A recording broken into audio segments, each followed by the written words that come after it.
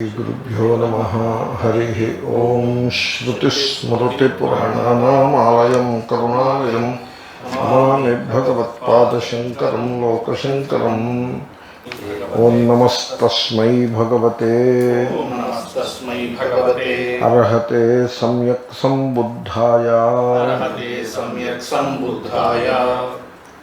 कृतं ममानुमन्येताम्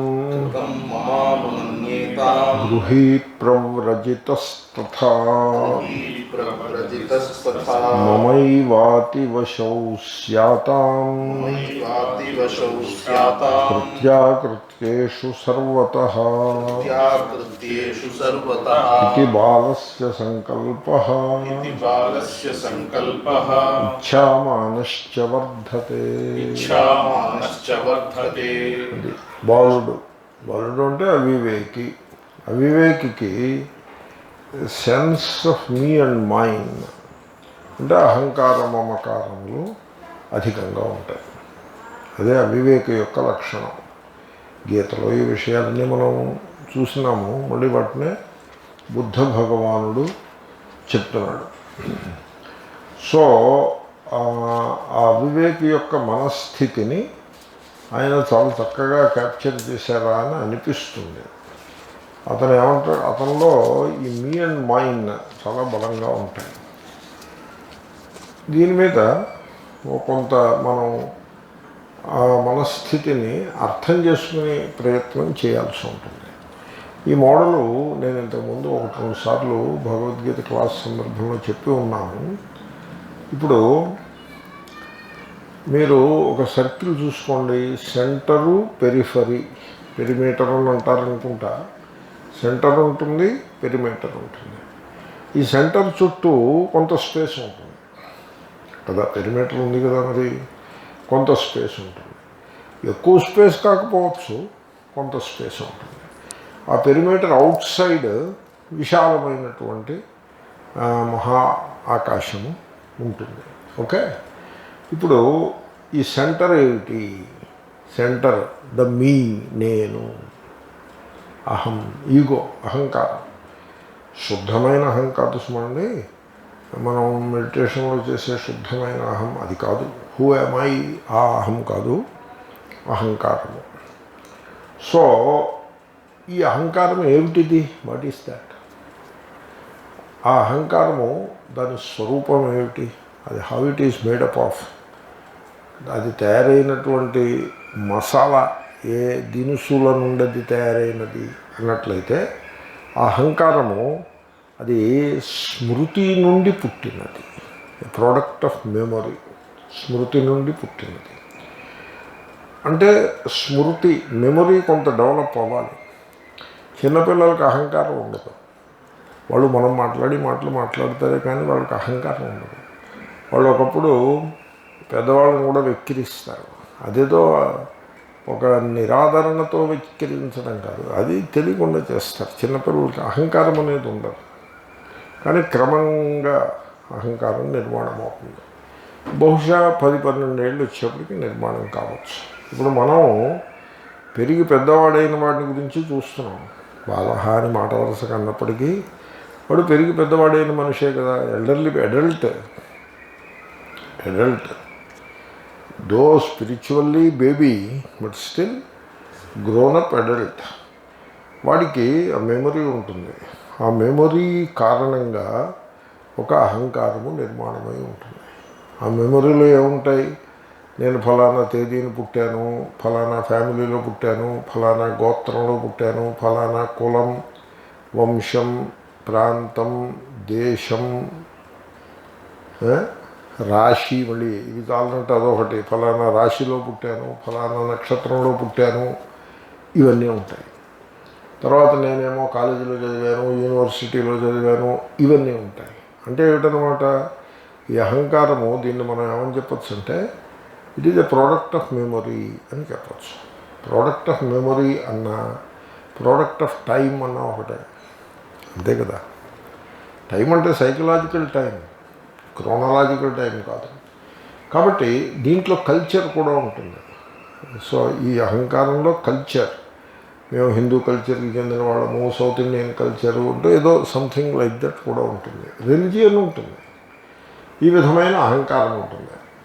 తర్వాత ఆ అహంకారం సెంటర్ చుట్టూ స్పేస్ ఉంటుంది. ఆ సెంటరు ఆ స్పేస్లోనే మూవ్ అవుతూ ఉంటుంది. It moves with in that space. ఆ పెరిమీటర్ లోపల ఆ స్పేస్లో మూవ్ అవుతూ ఉంటుంది. అంటే అది ఎంతసేపు మీ మైన్ మైన్ మీ అనే సర్కిల్ లోపల ఆ స్పేస్లో, అది కూడా స్పేస్ కదా, అదొక స్పేస్. ఆ స్పేస్లో వెరీ లిమిటెడ్ స్పేస్, అంటే చాలా సంకుచితమైనటువంటి అవకాశము, దానిలో ఆ సెంటరు సంచరిస్తూ ఉంటుంది. ఆ సెంటర్ యొక్క సంచారాన్ని ఇక్కడ భగవానుడు చాలా గొప్పగా క్యాప్చర్ చేస్తున్నాడు. ఆ సెంటర్ కదిలే తీరుతెన్నులని క్యాప్చర్ చేస్తున్నాడు. అదేముంటుంది, నేను చెప్పిన మాట వీళ్ళందరూ వినాలి. తర్వాత ఎవరు వినాలి? గృహస్థుడైనా నా మాట వినాలి, సన్యాసి అయినా కూడా నా మాట వినాలి. అంటే మరి ఇప్పుడు నేను చూశాను, భార్యాభర్త ఉంటారు. స్వామీజీ అంటే గురు మహారాజుకి శిష్యులు, భర్త భార్య గురు మహారాజుకి శిష్యులు. ఎటువంటి శిష్యులు? ఈ గురువు శిష్య అని మాటే తప్ప చదువు సంధ్య ఏమీ లేదు. చదువుతో సంబంధం ఉన్న శిష్యరికం కాదు ఇది. చదువుతో సంబంధం లేని శిష్యరికం, వారు శిష్యులు. సో అంటే ఎటువంటి శిష్యులు? పాద పూజలు చేసే శిష్యులు. చదువు ఉండదు. చదువు, చట్టబండలు ఈ రెండు ఉండవు. ఎందుకని అలా అంటారో తెలీదు. చట్టబండలు అంటారు, అవే ఉండవు, పాద పూజలే ఉంటాయి. తర్వాత ఆ భర్త సంపన్నుడు, డబ్బున్నవాడు, రిచ్ మ్యాన్. ఆయన కొంత సొమ్ము ఇస్తూ ఉంటాడు గురు మహారాజుకి. He gives money. And then the lady, she is acutely conscious that we have given money అనే మాట ఆయన అండవు, భర్త అండవు. భర్త చెక్కు రాసి ఇచ్చేస్తాడు, ₹1,00,000 చెక్కు ఇచ్చేస్తాడు. అమ్మగారు మటుకు ₹1,00,000 చెక్కు స్వామీజీకి ఇవ్వడమైనది అని ఆవిడ లోపల అది గింగిర్లు తిరుగుతూ ఉంటుంది. ఆవిడ ఏదైనా సంభాషణ వచ్చిందనుకోండి, మేము వీఆర్ సపోర్టింగ్ స్వామీజీ లైక్ ఎనీథింగ్. మేము చాలా మా లక్షణమే స్వామీజీని సపోర్ట్ చేయడం. ఉదాహరణకి ఈ మధ్యన మేము ₹1,00,000 ఇచ్చాము. ఆ రకంగా ఆయన చేస్తున్న, స్వామీజీ చేస్తున్న యాక్టివిటీస్ని మేము సపోర్ట్ చేస్తూ ఉంటాం. స్వామీజీని సపోర్ట్ చేయడమే మేము ప్రధానంగా పెట్టుకున్నాం. ఈ మాట ఇప్పటి మాట కాదు, ఇది గత 10 ఏళ్ళ నుంచి మేము చేస్తున్నాం, 20 ఏళ్ళ నుంచి అని ఆవిడ అమ్మలక్కల సమావేశంలో చెప్తూ ఉంటుంది ఆవిడ. నెంబర్ 1. నెంబర్ 2, ఈ భర్త డబ్బులు ఇచ్చేసి ఊరుకుంటాడు, స్వామీజీని పుష్ చేయడు. కానీ అమ్మగారు మటుకు ఆ డబ్బులు ఇచ్చిన మేరకు పుష్ చేస్తూ ఉంటారు.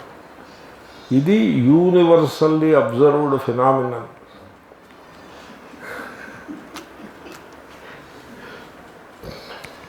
అంటే మరి అహంకారం అలా ఉంటుంది. అది ది మూమెంట్. అది బుద్ధుడు ఆ కదలికని పట్టుకున్నాడు ఆయన. తర్వాత ఈ పెరిమీటర్ లోపల కదులుతూ ఉంటుంది. ఆ కదలికలో నేను, నాది అనేటువంటి గుర్తింపు, ఆ రికగ్నిషన్ చాలా బలంగా ఉంటుంది. నేను ఏ టాపిక్ వచ్చినా నేను. డబ్బు టాపిక్ వచ్చిందనుకోండి, ఐ వెరీ రిచ్ మ్యాన్. అదే కల్చర్ టాపిక్ వచ్చిందనుకోండి, we are very I am very cultured person, మా ఫ్యామిలీ చాలా కల్చర్డ్ పర్సన్. అలాగన్నమాట. నేను, నాది, very acute sense of mind. నాది అనేటువంటి చాలా లోతైనటువంటి భావన, దృఢమైన భావన ఉంటుంది. ఆ రకంగా ఉంటుంది. ఏమండి, ఇప్పుడు మీరు గమనించండి, ఇది ఈ కదలిక చాలా గొప్పదిగా అనిపిస్తుంది. కానీ ఆ కదలికలో మీరు గమనించాల్సింది ఏంటంటే, ఆ కదలిక ఆ పెరిమీటర్ లోపల ఉంటుంది. అంటే అర్థం, జైల్లో పెట్టినవాడు జైలు లోపల ఉన్నట్టుగా ఈ మెమొరీ అండ్ టైం కలిసి సృష్టించినటువంటి మానసికమైన పరిధి లోపల వీడు కట్టుబడిపోయి బంధింపబడి ఉంటాడు. అర్థమైందండి? ఇది బంధము, మనస్సు నిర్మాణము చేసినటువంటి బంధము. తాళ్ళు వేసి కట్టిన బంధాన్ని తేలిగ్గా వదిలించుకోవచ్చు, ఇది మాత్రం అంత తేలికగా వదలదు. తర్వాత ఇంకొకటి ఉన్నది దీంట్లో రహస్యం ఏంటంటే, సెంటర్ ఉన్నంత వరకు, అంటే sense of me and mind కలిసి ఉంటాయిగా. మీ ఉంటే మైండ్ ఉంటుంది, మైండ్ ఉంటే మీ ఉంటుంది. ఆ సెంటర్ ఉన్నంత వరకు పెరిఫరీ ఉండి తీరుతుంది, పెరిఫరీ లేకుండా ఉండదు.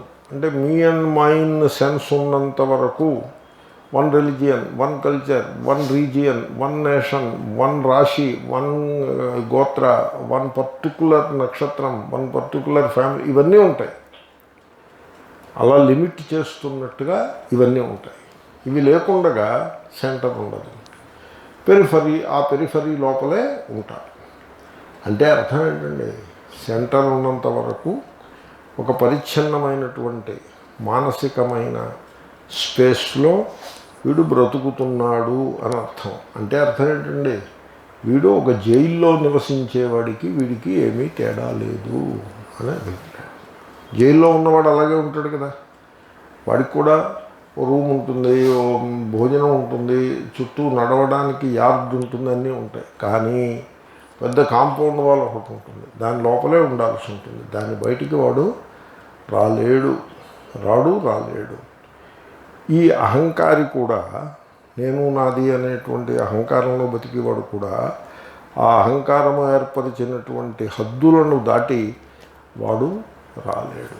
అంచేతనే వాడికి గురువు ఉండడు, నా గురువు ఉంటాడు. స్వామీజీ ఉండడు, నా అంటాడు. వాడి అభిప్రాయం నానే. అంటే ఆ స్వామీజీ నా జేబులో స్వామీజీ, నేను ఎలా చెప్తే అలా వింటాడు. వినాలి, నేనే కదా ప్రమోట్ చేస్తున్నది, డబ్బిచ్చి ప్రమోట్ చేస్తున్నది నేనే కదా. అలా లుక్ ఎట్ దట్. ఇటువంటి వాళ్ళు మనకి చాలామంది కనపడతారు. చాలామంది అంటే ఎవరు కనపడతారు? స్వామీజీలు కనపడతారు. స్వామీజీలని ఈ విధంగా తమ గుప్పిట్లో పెట్టుకున్నటువంటి గృహస్థులు కూడా కనపడతారు. వాడు ఒకప్పుడు గృహస్థుడు కాకపోవచ్చు, సన్యాసి కూడా కావచ్చు. సో ఇప్పుడు జైల్లో, ఇప్పుడు కొత్తగా కట్టిన జైలు ఉందనుకోండి, ఆ లోపల విశాలమైనటువంటి నడిచే చోటు ఉంటుంది, బిల్డింగ్ కొత్తగా ఉంటుంది. ఇప్పుడు గాంధీ హాస్పిటల్ బిల్డింగ్ ఈ మధ్యనే రంగు వేశారు, ఎంత బాగుందో చూడండి, బయట నుంచి చూడడానికి, ఫోటో తీయడానికి. కానీ లోపల ఎలా ఉంటుంది. కాబట్టి అలాగే జైలు కూడా చూడడానికి చాలా బాగుంటుంది. ఒకప్పుడు రూములు కూడా పెద్ద పెద్ద విశాలమైన రూములు పెట్టి ఉండొచ్చు, కొత్త బాత్రూములు పెట్టి ఉండొచ్చు, మంచి భోజనం అది కూడా ఏర్పాటు చేస్తూ ఉండొచ్చు. అయినప్పటికీ వాడు జైలులో బందీయే తప్ప వాడికి స్వాతంత్ర్యం అనేది ఉండదు. ఈ నేను నాది అనే అహంకారం లోపల జీవించేవాడు అట్టివాడు. నేను ఈ ఎనాలజీ నాకు బాగా నచ్చింది, దీన్ని నేను పుష్ చేస్తున్నా మీకు ఐడియా బాగా రావటం కోసం. ఇంతకుముందు నేను ఇదంతా చెప్పాను. కాబట్టి దీంట్లో రహస్యం ఏంటంటే, అంటే దీంట్లో గమనించాల్సింది ఏంటంటే, సెంటర్ పెట్టుకున్నంతకాలం, centre is me and mind, periphery ఉండి తీరుతుంది. కాబట్టి సెంటర్ పెట్టుకుని పెరిఫరీ ఉంటుంది కనుక మీరు జైల్లో బంధింపబడినట్టుగా సంసారంలో బంధింపబడి ఉంటారు. అంచేతనే నేను చాలాసార్లు పాయింట్అవుట్ చేసేవాడిని, కులం ఉందనుకోండి, అది ఆ సంసారంలో భాగంగా ఉంటుంది. నేను బ్రాహ్మణుడను అనేది ఆ సంసార బంధంలో భాగంగా ఉంటుంది. అయ్యో బ్రాహ్మణుడు అంటే సుపీరియర్ అంటే, అయ్యా జైల్లో కూడా ఓ సుపీరియర్ ఒకడు ఉంటాడు, అలాగనమాట. ఐఎమ్ ఏ రిచ్ మ్యాన్ అంటే దట్ ఈజ్ లైక్ ఆ సంసార బంధంలో భాగంగా ఉంటుంది. My culture is also part of the bondage of సంసార. దెన్ మై వేదాంత, మై సంప్రదాయ, మై పరంపర, ఇవన్నీ కూడా ఆ సంసార బంధంలో భాగముగా ఉంటాయి. మనిషి అలా బతుకుతూ ఉంటాడు. కాబట్టి దీన్ని బట్టి మనం ఏం చెప్పచ్చు, ఆ సెంటర్ ఉన్నంత వరకు వాడికి విముక్తి ఉండదు, ఫ్రీడమ్, స్వాతంత్ర్యము ఉండదు. మరి చాలా గభీరమైన కంక్లూషన్. మీ అండ్ మైండ్ ఉన్నంత వరకు నీకు ఫ్రీడమ్ ఉండదు. మీ అండ్ మైండ్ లేకుండా బ్రతకడం సంభవమేనా అని మీరు అడగద్దు. సంభవమే.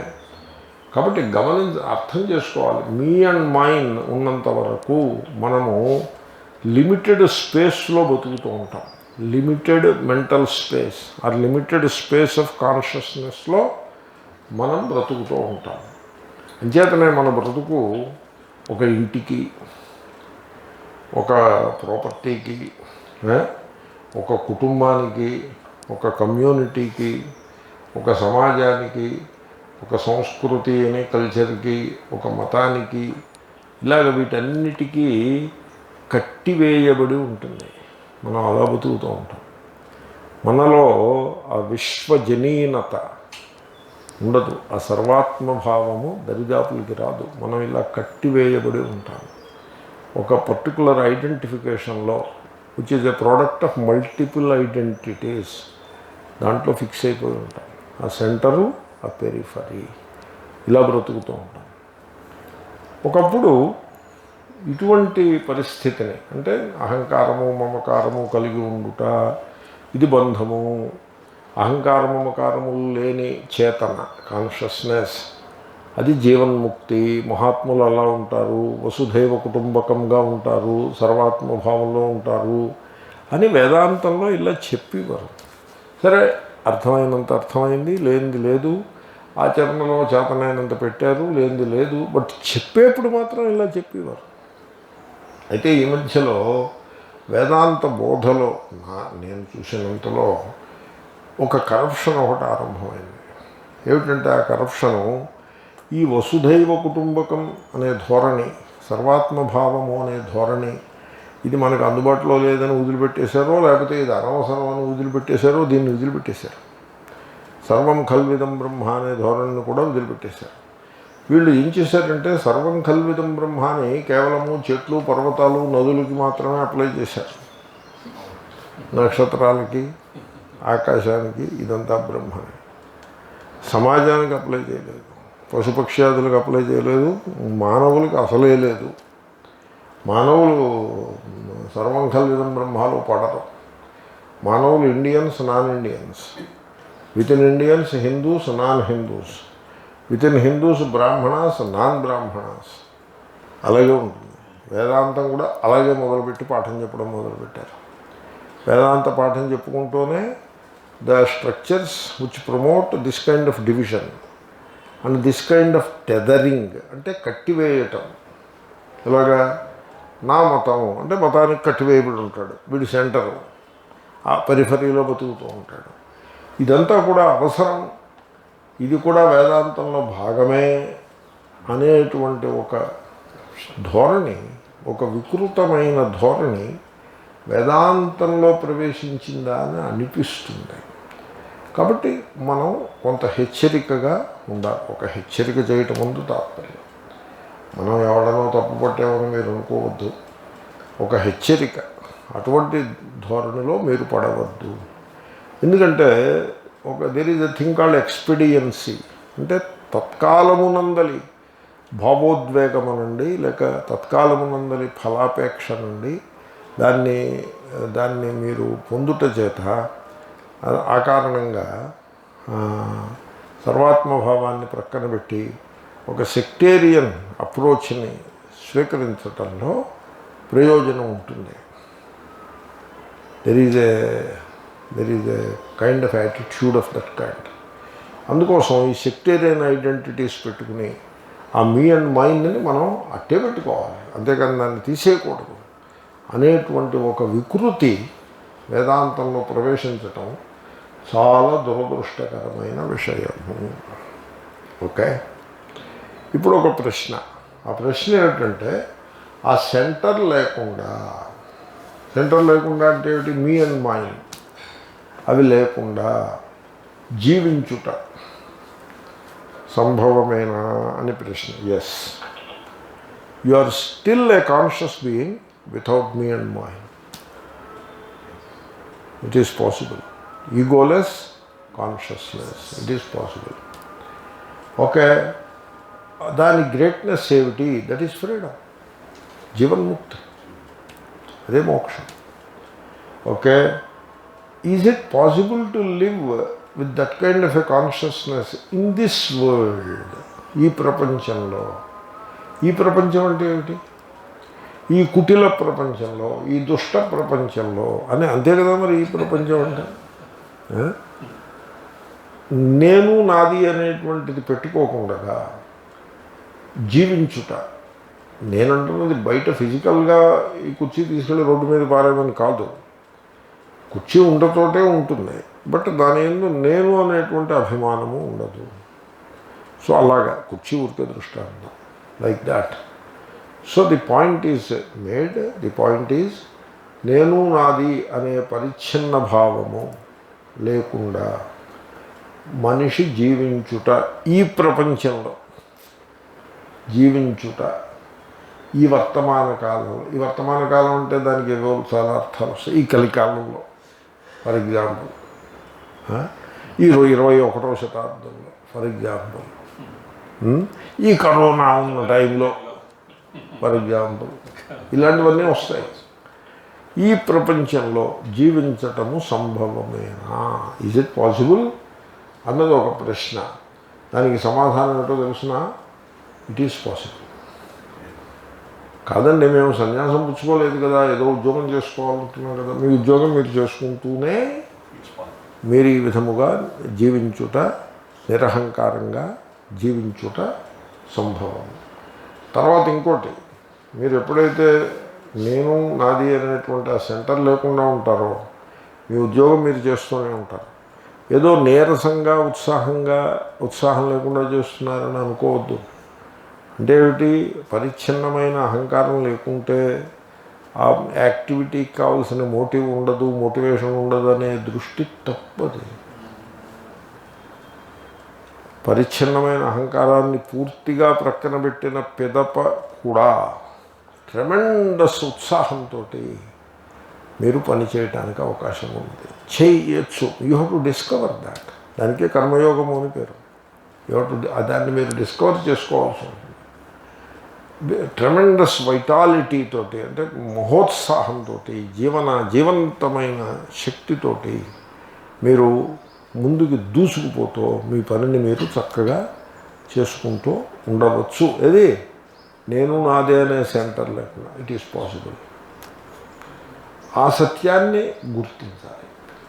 అయితే ఒక ప్రశ్న, ఈ సెంటర్ని లేకుండగా నేను నాది నిర్మమో నిరహంకార. శ్రీకృష్ణుడు ఎన్నో పర్యాయములు చెప్పినాడు, నేను కూడా ఎన్నోసార్లు పాయింట్అవుట్ చేశాను. దానికి శ్రీకృష్ణుడైతే బ్రాహ్మీ స్థితి అని పేరు పెట్టాడు. యశా బ్రాహ్మీ స్థితి. బ్రాహ్మీ స్థితి అంటే ఏమిటి? బ్రహ్మవేద బ్రహ్మైవ భవతి. అక్కడ శాంతి అన్నమాటకి ఆయన మోక్షాఖ్య శాంతి అని శంకరులు రాసినారు. కాబట్టి అహంకార మమకారములు లేకుండాయే మోక్షము అయిపోయింది. అసలు పెరిఫరీ ఉండదు. మీరు ఆ చైతన్యంలో చేతనలో ఎప్పుడైతే పెరిఫరీ లేదో, you are liberated, you are free.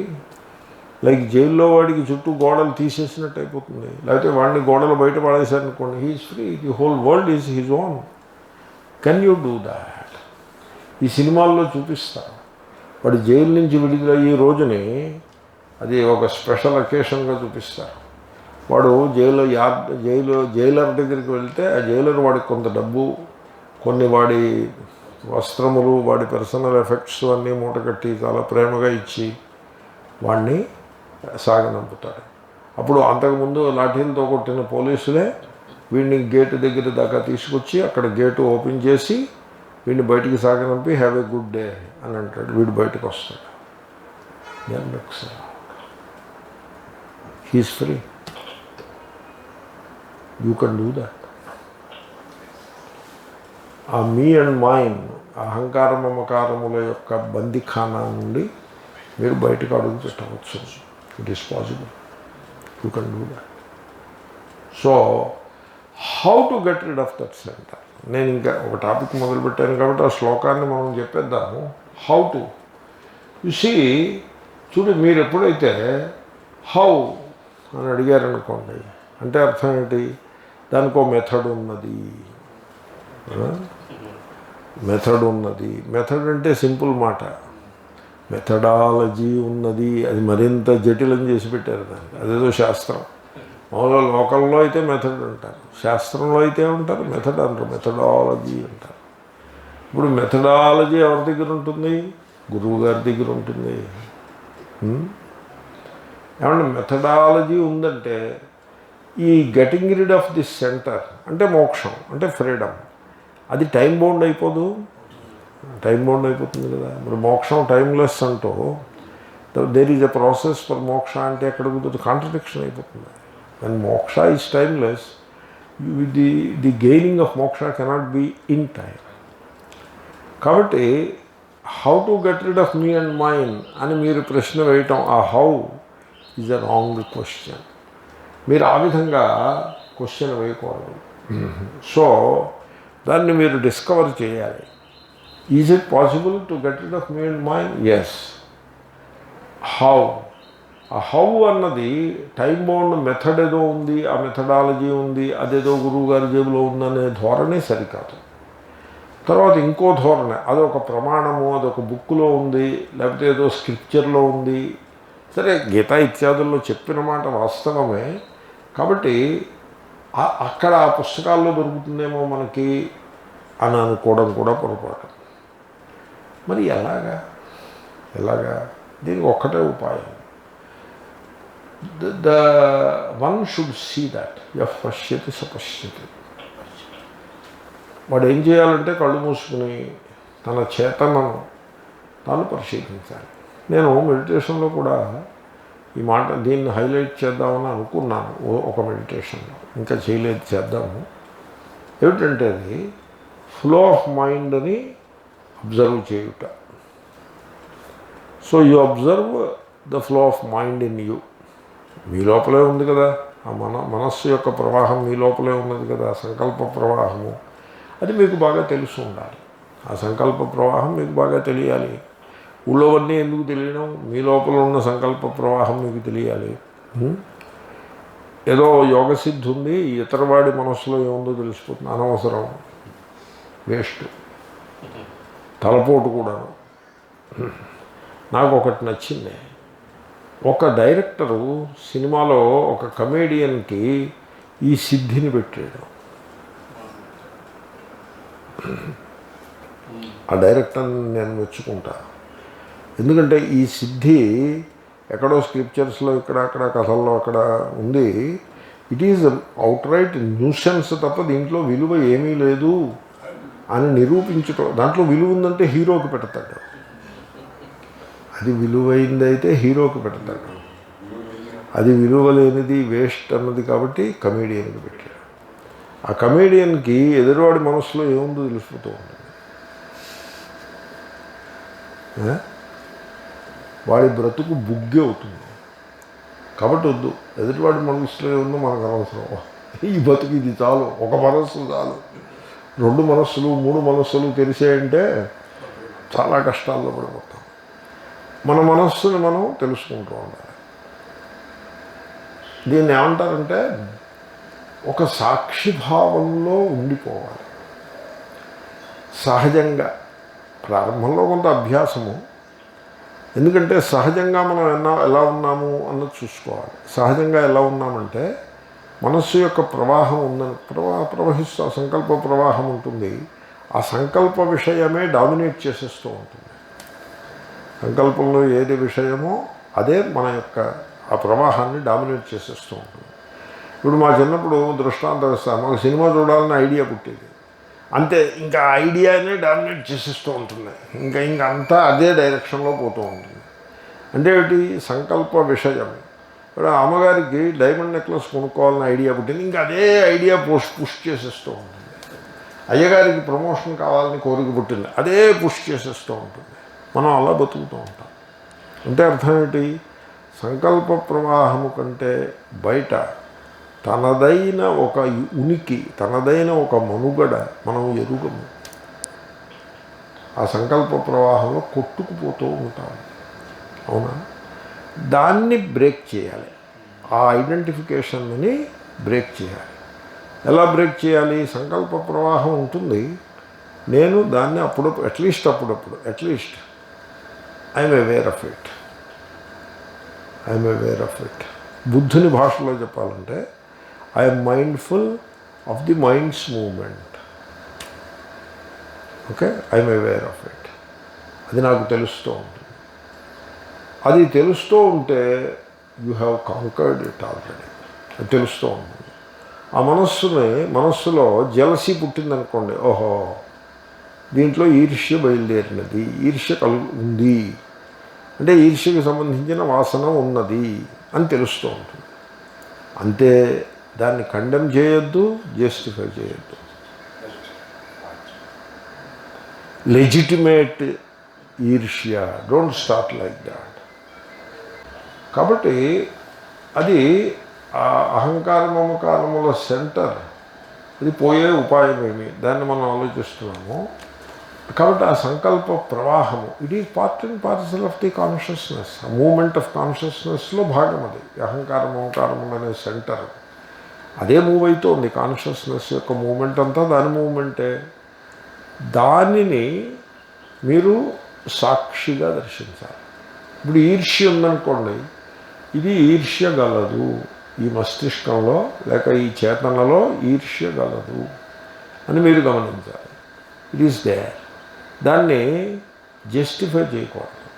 Legitimate, you should not do that. Then దాన్ని కండెమ్ కూడా చేయకూడదు. ఎందుకు కండెమ్ చేయకూడదు? Because the mind is a human mind, it is not a divine mind. We are simple people,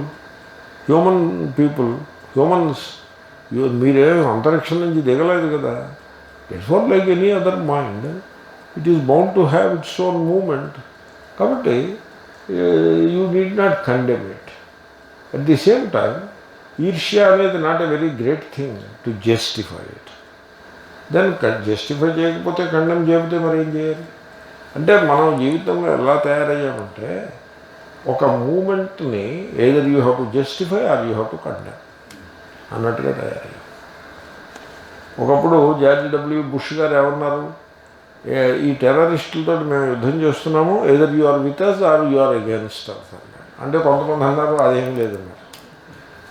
ఇది need not be like that.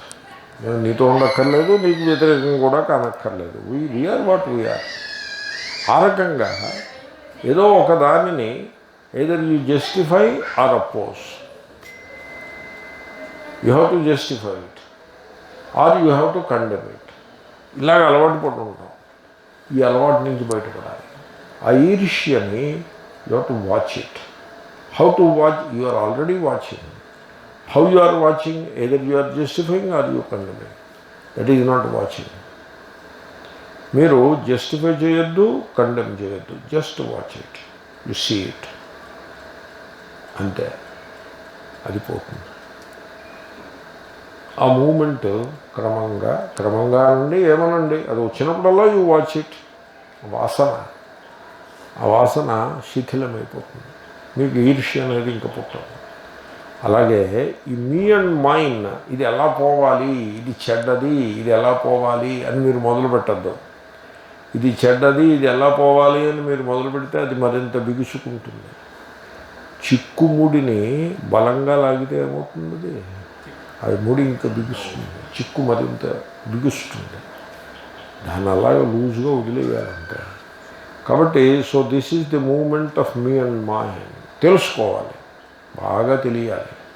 అంచేతనే నేను అరగంట సేపు అదే చెప్పాను. అది బాగా బుద్ధికి రావాలి.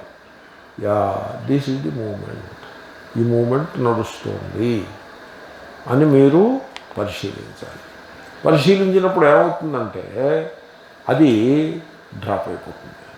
అప్పుడు అలా పరిశీలించినప్పుడు ఏమవుతుందో తెలుసిన, మీరు ఆ మూమెంట్ని పరిశీలించినప్పుడు మీలో ఒక సెన్సిటివిటీ నిర్మాణం అవుతుంది, ఒక సంవేదన నిర్మాణం అవుతుంది. అంటే మీ మనస్సులో ఏర్పడి ఉన్న, కాలక్రమంలో వచ్చి ఉన్న, ఏర్పడి ఉన్న అహంకార మమకారముల యొక్క స్పందనను మీరు తెలుసుకోగలుగుతున్నారు. అంటే how sensitive you are. Tremendous sensitivity ఉంటుంది. అంతేకాకుండా ఈ అహంకారం ఎలా బిల్డప్ అవుతోంది, అది ఎలా మూవ్ అవుతోంది, it builds up on daily basis. అది ఇంకా అది పెరుగుతూ ఉంటుంది. ఆ మూమెంట్ అంతా కూడా మీకు అర్థమవుతుంది. కాబట్టి ఏమైపోయింది, సో మీరు just by observing the moment of thought, carefully observing the moment of thought, అంటే మీ మైండ్ అనే మూమెంట్ని కేర్ఫుల్లీ అబ్జర్వ్ చేస్తుంటే క్రమంగా మైండ్ క్లియర్ అయిపోతుంది. ఆ మీ మైండ్ అనే ఆ మాలిన్యము అయిపోతుంది. అది ఎలాగంటే ఆకాశం కేసి చూశారు, మేఘాలు ఉన్నాయి, ఆ మేఘాలను అలాగా సాక్షిగా చూస్తుంటే ఏదో మ్యాజిక్ లాగా ఆ మేఘాలు పోతాయి, అక్కడ క్లారిటీ వచ్చేస్తుంది. అలాగా యాజ్ డో ఆ విధంగా మైండ్లో మీకు ఈ మీ మైండ్ లేని అనుభవం కలుగుతుంది. నేను ఇంకొకటి అడుగుతా. ఇప్పుడు మీరు పర్వత శిఖరాన్ని చూశారనుకోండి, you are conscious of the mountain peak. ఆ కాన్షియస్నెస్లో మీ మైండ్ ఉండదు. ఉదయిస్తున్న సూర్యుడిని చూశారనుకోండి, ఆ అబ్జర్వేషన్లో మై అబ్జర్వేషన్ అది ఉండదు, మీ మైండ్ ఉండదు. భార్య కేసు చూశారనుకోండి, మీ మైండ్ ఉంటుంది. సెల్ ఫోన్ కేసు చూసుకున్నారనుకోండి, మీ మైండ్ ఉంటుంది. అంటే దీన్ని బట్టి మీ మైండ్ అది సహజంగా ఉన్నది కాదు, మనం పని కట్టుకుని తెచ్చిపెట్టుకున్నాం. అండ్ దేర్ ఫార్ అదంత పవిత్రమైనదేమీ కాదు. ఒక చెట్టు కేసు చూశారనుకోండి, ఆ మామిడి చెట్టు కేసు చూస్తే మీ మైండ్ ఉండదు. లేదా ఒక విశాలమైన ఆకాశం, వ్యాస్ట్ స్పేస్, ఓపెన్ స్పేస్ కేసు చూశారనుకోండి, మీ మైండ్ ఉండదు. కాబట్టి ఈ రకమైన ధ్యానము, ఓపెన్ ఐ మెడిటేషన్, వాటిని పరిశీలించటం, వాటిని సావధానంగా చూడడం, తద్వారా మీ మైండ్ లేని కాన్షియస్నెస్ మీకు అనుభవానికి వస్తుంది. అప్పుడు మీ మైండ్ జనరేట్ అవుతున్న మూమెంట్ అది కూడా మీరు సాక్షిగా తెలుసుకుంటూ ఉంటారు. So now you are familiar, మీ mindless consciousness, you are familiar with it. How మీ మైండ్ ఫార్మ్ అయ్యాయి over a period of time, how memory is feeding ఈ మీ మైండ్ని అని అదంతా, ఆ విజ్ఞానమంతా మీరు శ్రవణం ద్వారా తెలుసుకుంటారని. దెన్ నిధిధ్యాసనంలో ఆ మీ మైండ్ మూమెంట్ని సాక్షిభావంగా కండెమ్ చేయకుండా, జస్టిఫై చేయకుండా దర్శిస్తూ ఉంటారు. You see it, then the mind becomes clear అయిపోతుంది. ఆ మీ మైండ్ ఉండదు. ఇది ఎలాగంటే ఫిల్టర్లో పైన మురికి నీళ్ళు పోసి కింద క్లియర్ అయిపోయిన వాటర్ వచ్చేస్తుంది, ఆ మురికి పోతుంది. అలాగ మైండ్ క్లియర్ అయిపోతుంది. That is different. అలాగ దాన్ని వర్కౌట్ చేయాల్సి ఉంటుంది. కాబట్టి సో మీరు ఎలా అయితే చెట్టుకేసి ఆ సెంటర్ లేకుండా చూడగలిగారో, therefore it is possible to do. అలా కనుక మీరు చేయగలిగినట్లయితే మీరు కృతార్థులైపోతారు. అది ఇక్కడ లక్ష్యం. దీన్ని మనస్సులో పెట్టుకుని ఆయన నెగిటివ్ థింగ్ని చెప్తున్నాడు. ఎందుకు నెగిటివ్ థింగ్ చెప్తున్నాడు? బాలుడు గురించి చెప్తున్నాడు కనుక, బాలవర్గం కనుక. బాలుడు ఇప్పుడు నేను చెప్పిన ఆ సొల్యూషన్ చెప్పాను, నేను ప్రాబ్లం చెప్పాను, సొల్యూషన్ చెప్పాను. ఈ ప్రాబ్లమ్ని ఆయన డిస్కస్ చేస్తున్నాడు, నేను సొల్యూషన్ కూడా దాంట్లో కవర్ చేశాను. పదచ్చాను.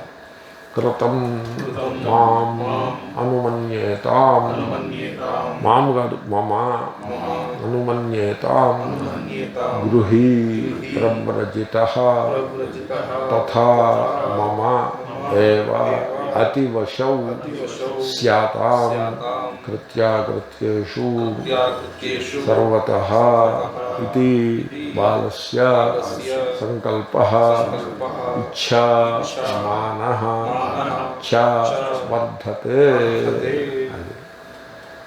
బాలుడు వాడి సంకల్పము, సంకల్పం అంటే థాట్ మూమెంట్, ఇచ్ఛ, దాంట్లో కోరికలు, మై డిజైర్స్, మానహ అహంకారము, మీ, ఇవన్నీ అలా పెరుగుతూ ఉంటాయి అజ్ఞానికి. జ్ఞానికి చక్కగా డైల్యూట్ అవుతూ ఉంటాయి. మమ, నా యొక్క కృతం పనిని గృహీ, గృహస్థుడు, తథా అదే ప్రకారముగా ప్రవ్రజిత సన్యాసి అనుమన్యేతాం, అనుమోదించదరుగాక. ద్వివచనం వేశారు ఆయన. అనుమన్యేత, అనుమన్యేత, అనుమన్యేతాం, అనుమన్యంత అన్నట్టుగా. అనుమన్యంత, గృహీ ప్రవ్రజిత, రెండు ఇద్దరు కదా మరి, అంచేత ద్వివచనం. అంటే నేను చేసిన పని కరెక్టు, నేను చేసిన పనిని ఇంట్లో వాళ్ళందరూ మెచ్చుకోవాలి. స్వామీజీలు, గురువు మహారాజులు కూడా నేను చేసిన పనిని మెచ్చుకోవాలి. ఒక ఆయన నన్ను అడిగారు, నేను ఈ ఫ్యాక్టరీలో 1,00,000 కోట్ల రూపాయలు సంపాదించాను, దీన్ని ఇంకో సిస్టర్ ఫ్యాక్టరీ, దీనికి రిలేటెడ్ ఫ్యాక్టరీ ఒకటి ఉంది, దాంట్లో ఇన్వెస్ట్ చేద్దాం అనుకుంటున్నాను, ఏం చేయమంటావు అని అడిగారు. నన్ను సలహా అడిగారు. నన్ను సలహా అడిగితే నేను అన్నాను, మీరు నన్ను సలహా అడుగుతున్నారు, మీరు నా సలహా పాటించేది ఉండదు, పెట్టేది ఉండదు, అయినా కూడా మీకు సరైన సలహా ఇవ్వడం నా ధర్మం. I have a sense of love for you, therefore ఈ సలహా చెప్తున్నాను. ఇప్పుడు మీ వయస్సు ఎంత? 70. మీకు పిల్లలు ఎంతమంది? లేరు. ఇప్పుడు మీకు నెలకి, సంవత్సరానికి ఆదాయం ఎంత వస్తుంది? 5 కోట్లు. ఇప్పుడు మీరు మళ్ళీ ఇన్వెస్ట్ చేసి కొత్త కంపెనీని కొని దాంట్లో లీగల్ ప్రాబ్లమ్స్ ఏవో ఉన్నాయి, ఆ లీగల్ ప్రాబ్లమ్స్ అన్నిటినీ అధిగమించి మీ యొక్క టర్న్ ఓవర్ని, ఈ లీగల్ హర్డిల్స్ అన్నీ దాటుకుని ఆ టేక్ ఓవర్ పూర్తయిన తర్వాత మీ టర్న్ ఓవర్ని 5 కోట్ల నుంచి 10 కోట్లు చేస్తే మీకు వచ్చేటువంటి ఆదాయం, లాభాలు ఎంత పెరుగుతాయి? ఇంకో 2 కోట్లు పెరుగుతాయి. ఏం చేస్తారు ఆ 2 కోట్లు?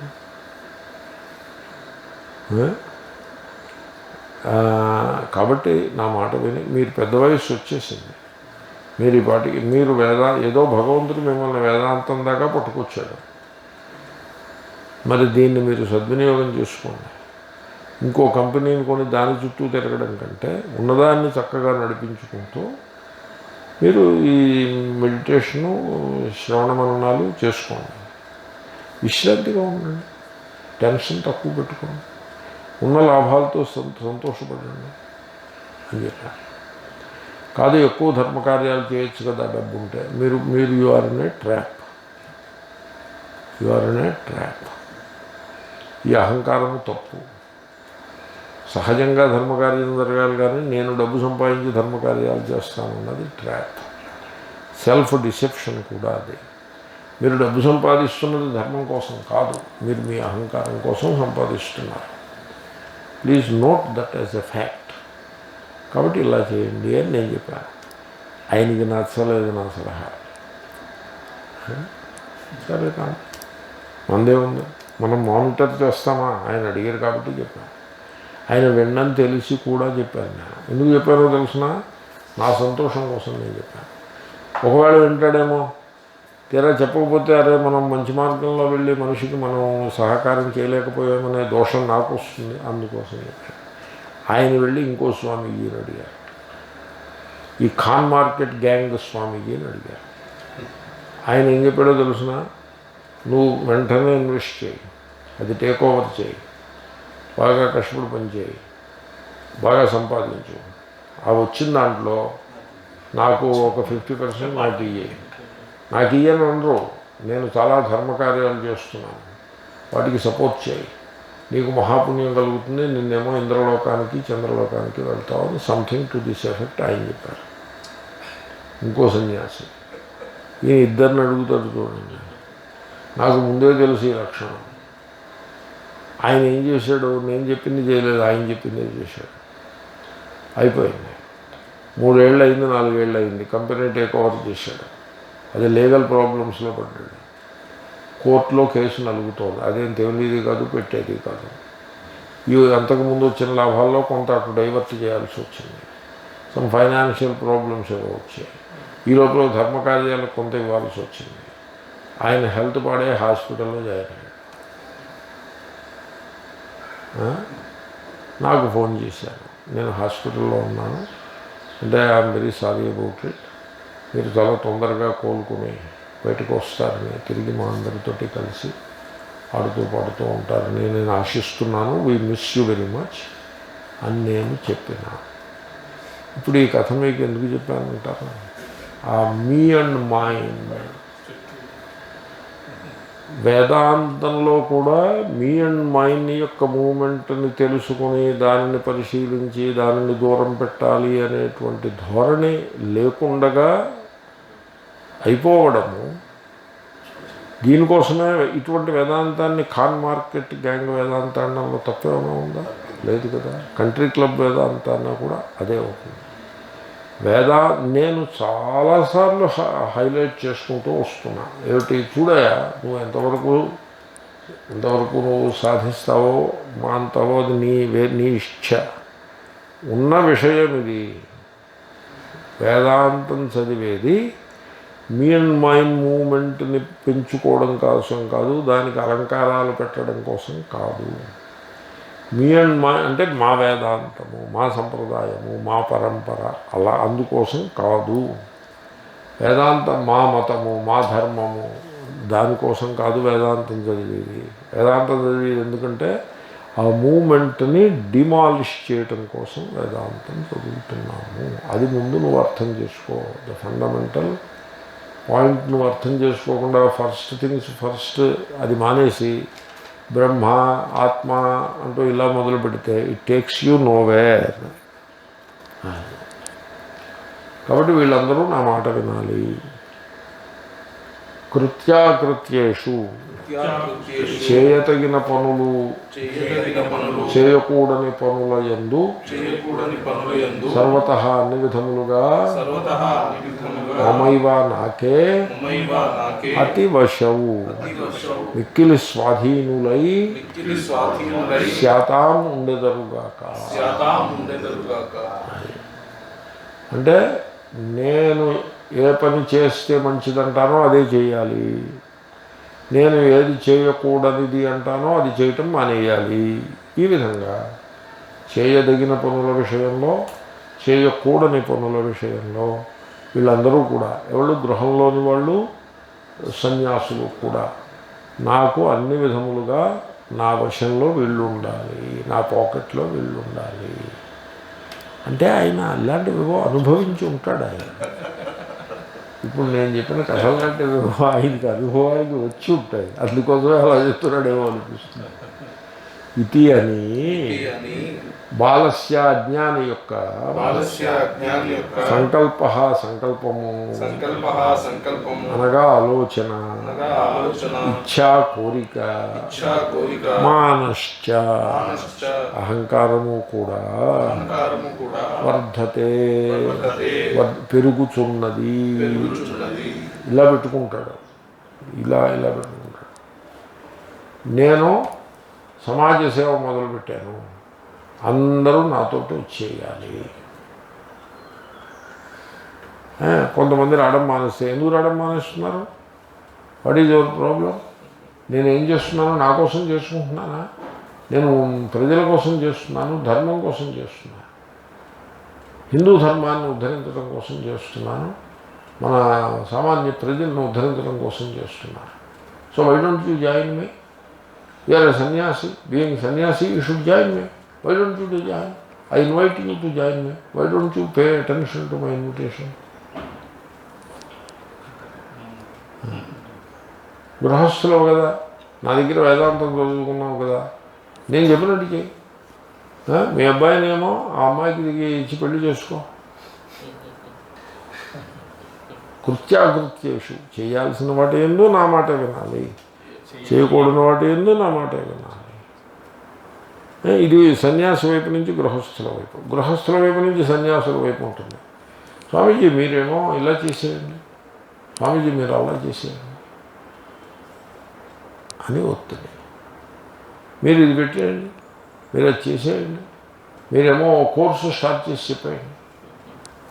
మీరేమో ఇంటర్నేషనల్గా 250 మందికి పాఠాలు చెప్పేయండి, లేకపోతే మీరు ఈ ఆశ్రమం ఇక్కడ ఉంది ఇంకో బ్రాంచ్ అక్కడ కట్టేయండి, దానికి మేమేమో చందాలు వసూలు చేసేస్తాం అని ఆ స్వామీజీ పుష్ చేసేటువంటి విధంగా కూడా ఉంటుంది. స్వామీజీ అటు పుష్ చేస్తాడు, అటు నుంచి స్వామీజీ వైపు పుష్ చేస్తాడు.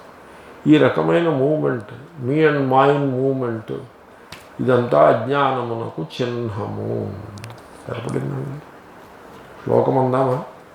కృతం మామనుమన్యేతాం గృహీ ప్రవ్రజితస్తథా మమైవాతి వశౌ స్యాతాం